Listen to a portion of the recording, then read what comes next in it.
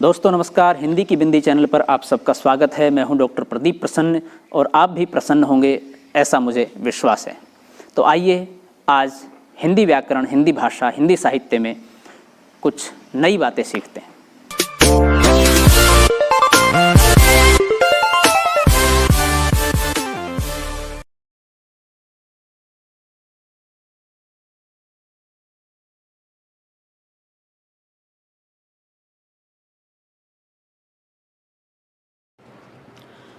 विद्यार्थियों, आज की वीडियो हम बना रहे हैं मनु भंडारी एक परिचय।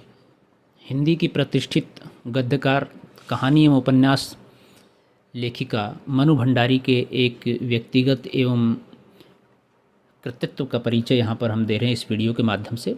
उसके बाद मनु भंडारी के रचना संसार की रचनाओं से हम रूबरू होंगे, अर्थात उनकी कहानियाँ, उनके उपन्यास से संबंधित वीडियो बनाएंगे। अनेक पाठ्यक्रमों में, अनेक विश्वविद्यालयों के सिलेबस में ये शामिल है और साथ ही साथ प्रतियोगी परीक्षाओं के लिए भी महत्वपूर्ण है।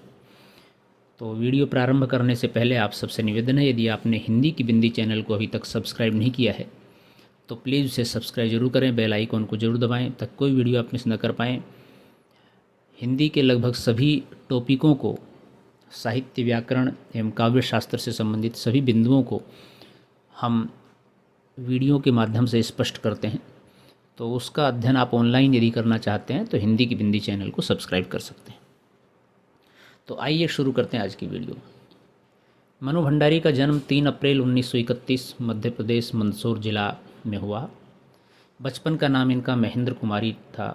बचपन में प्यार से सभी मनु भंडारी मन्नू पुकारते थे, इसीलिए लेखन के लिए मन्नू नाम का चुनाव किया और शादी के बाद भी मनु भंडारी रही। अक्सर शादी के बाद उपनाम या जातीय विशेष या दूसरे कारण से नाम परिवर्तित कर लेते हैं बहुत सारे लोग, लेकिन मनु भंडारी ने नहीं किया। पिता सुख संपत राय जाने माने लेखक हैं हिंदी के, पारिभाषिक कोश के निर्माता रहे हैं। ये क्रोधी, अहमवादी व आदर्शवादी थे। इन्होंने स्त्री शिक्षा पर बल दिया। वे लड़कियों को रसोई में जाने से मना किया। शिक्षा को ये प्राथमिकता देते थे। अर्थात ये धारणा तोड़ी इन्होंने एक तरह से कि स्त्रियां या लड़कियां सिर्फ रसोई का या घर का ही काम करेंगी, अध्ययन अध्यापन का काम नहीं करेगी। इन्होंने कोशिश ये की कि लड़कियां भी घर से बाहर निकल के शिक्षा प्राप्त करके वो सभी कार्य, उन सभी व्यवसायों में, विभागों में कार्यरत हों जिनमें अक्सर पुरुष जाते हैं, स्त्रियों की मनाही होती है। मनु के व्यक्तित्व निर्माण में इनका हाथ सर्वाधिक रहा, इनके पिताजी का। मनु ने अपना प्रथम कहानी संग्रह मैं हार गई अपने पिताजी को समर्पित करते हुए लिखा है, जिन्होंने मेरी किसी भी इच्छा पर कभी अंकुश नहीं लगाया। पिताजी को निश्चित रूप से अगर आप उन इच्छाओं को आगे बढ़ने के लिए अवसर देंगे तो वो एक सही दिशा में जाएंगी। बस आप उनका सही समय समय पर मार्गदर्शन करते रहें, अवलोकन करते रहें। तो मनु के पिता ने वो कार्य किया और मनु आगे बढ़ी। मनु की अपने पिता के प्रति नितांत श्रद्धा इससे स्पष्ट होती है। मनु ने अजमेर के सावित्री गर्ल्स हाई स्कूल में शिक्षा प्राप्त की, अजमेर कॉलेज में इंटर किया।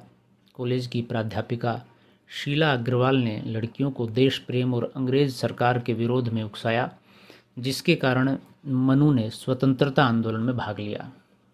उस समय जब अध्यापक या परिवारजन या समाज के लोगों को प्रेरित करते थे जो भी असंगत है उसके खिलाफ कार्य करने के लिए, तो जन आंदोलनों में, स्वतंत्रता आंदोलनों में लोग भाग लेते थे। तो मनु भंडारी भी अपनी अध्यापिका से प्रेरित हुई और उन्होंने भी स्वतंत्रता आंदोलनों में भाग लिया।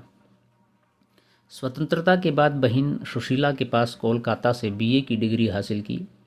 विवाह 1959 में राजेंद्र यादव, हिंदी के जाने माने गद्यकार, कहानीकार, हंस के विशिष्ट संपादक और कई मायनों में एक तरह से चर्चित और विवादास्पद रहे हैं राजेंद्र यादव, इनके साथ इनका विवाह हुआ। सिविल मैरिज हुई, ये अंतर्जातीय विवाह था।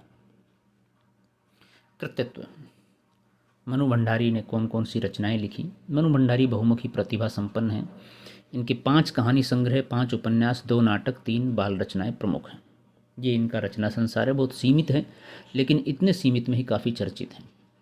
मनु भंडारी के शब्दों में लेखन ने मुझे अपनी निहायत निजी समस्याओं के प्रति ऑब्जेक्टिव होना व उभारना सिखाया है। निश्चित रूप से लेखन हर व्यक्ति के लिए कुछ अलग हो सकता है, लेकिन इतना ज़रूर है कि आप बहुत सारी बातें जो हर जगह पर हर किसी को नहीं कह सकते, लेखन में वो कहीं ना कहीं उद्घाटित हो जाती हैं और आप अपने मन की बात उस बहाने कह जाते हैं। तो लेखक का सबसे बड़ा काम ये है, और वो आपका एक तरह से आपकी समस्याओं का शमन करना है लेखक के माध्यम से, लेखन के माध्यम से दूसरों को प्रेरित करना तो है ही साथ ही।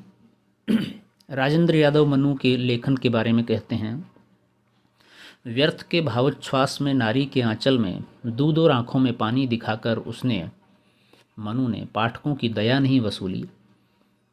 वह यथार्थ के धरातल पर नारी की दृष्टि से अंकन करती है। एक बड़ी बात है, निश्चित रूप से जिस तरह का आकलन मनु के लेखन के आधार पर राजेंद्र यादव जी कर रहे हैं, उनके लेखन की विशिष्टता तो है ही है, साथ ही स्त्री को किस रूप से देखा जाए, किस दृष्टिकोण से देखा जाए, ये एक बड़ी बात है मनु भंडारी के लेखन के माध्यम से राजेंद्र यादव जी उद्धृत करते हैं। कहानी संग्रह उनके हैं मैं हार गई, जो 1957 में प्रकाशित हुआ। ये प्रथम कहानी संग्रह है। मैं हार गई कहानी पत्रिका में प्रकाशित हुई थी, और मनु भंडारी की सर्वप्रथम कहानी 1954 में नया समाज पत्रिका में प्रकाशित हुई थी, किंतु दूसरी कहानी मैं हार गई से इन्हें सर्वाधिक प्रसिद्धि प्राप्त हुई, इसलिए लोग उसी को ही प्रथम भी मानते हैं, प्रसिद्धि के कारण भी।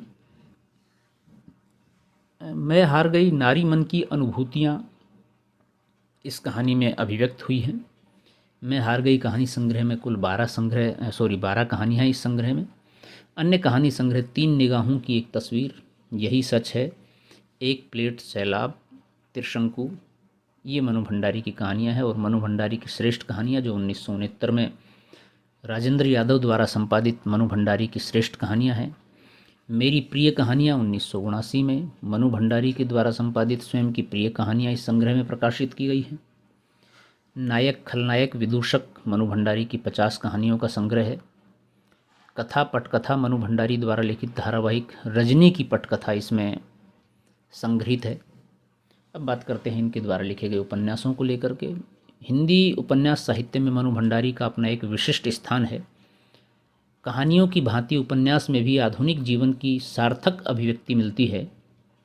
इनके प्रसिद्ध उपन्यास है 1 इंच मुस्कान, जो 1969 में प्रकाशित हुआ। यह राजेंद्र यादव के साथ लिखा गया है, यानी कि एक सहयोगी रचना है, दोनों ने मिल करके इसको लिखा है। इसके जो पुरुष पक्ष के भाव हैं, उसके जो चरित्र हैं, उसकी मनः स्थिति है, उनको राजेंद्र यादव जी ने स्पष्ट किया है, और मनु भंडारी जी ने स्त्री पक्ष को, स्त्री दृष्टिकोण को इस उपन्यास में रखा है। आपका बंटी आपका दूसरा उपन्यास है, या एक तरह से कहें स्वतंत्र रूप से लिखा गया पहला उपन्यास है, जो 1971 में प्रकाशित हुआ। महाभोज आपका दूसरा उपन्यास है, जो काफ़ी चर्चित हुआ, ये 1979 में। और स्वामी आपका तीसरा उपन्यास, जो 1982 में प्रकाशित हुआ। नाटकों की बात करें तो मनु भंडारी ने 2 नाटक लिखे हैं, बिना दीवारों का घर और महाभोज। मूलतः एक ही नाटक है बिना दीवारों का घर, लेकिन महाभोज उपन्यास जो है, उस पर जब उपन्यास कुछ लोगों ने पढ़ा तो उसकी कहानी में जिस तरह का उतार चढ़ाव है, उसको देखते हुए कुछ लोगों ने कहा कि इसका नाट्य रूपांतरण होना चाहिए, इसको नाटक के रूप में सामने लाना चाहिए। तो जब मनु भंडारी से इस बात की अनुमति ली गई तो मनु भंडारी ने कहा, इसका नाट्य रूपांतरण आप न कीजिए, मैं करूँगी। तो एक तरह से महाभोज को उन्होंने नाटक के रूप में स्वयं लिखा, तो इसलिए उसको नाटक के रूप में भी मनु भंडारी का नाटक कह सकते हैं। लेकिन वो मूलतः महाभोज का ही रूप परिवर्तित है, विधा परिवर्तित है एक तरह से। बाल कहानियों की बात करें तो इन्होंने 3 बाल कहानियाँ लिखी हैं, आँखों देखा झूठ, आसमाता, कलवा। आत्मकथा की बात करें तो एक कहानी यह भी 2007 में प्रकाशित हुई।